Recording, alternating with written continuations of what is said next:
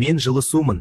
Егер сен мені ең бірінші болып аш қарынға ішсең, мен сенің ішкі мүшелеріңді оятуға және ішек перистальтикасын жақсартуға көмектесемін. Мен сенің метаболизміңнің кілтімін. Мен көк шаймын. Егер сен мені таңертең ішсең, мен саған іштегі майды кетіруге және ағзаңды жасушалық деңгейде жасартуға көмектесемін.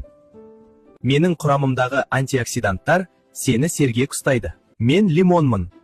Егер сен мені суға қосып ішсең, мен сенің иммунитетіңді нығайтуға және қышқылдық сілтілік теңдікті реттеуге көмектесемін. Мен сенің табиғи энергия көзіңмін. Мен кофемен.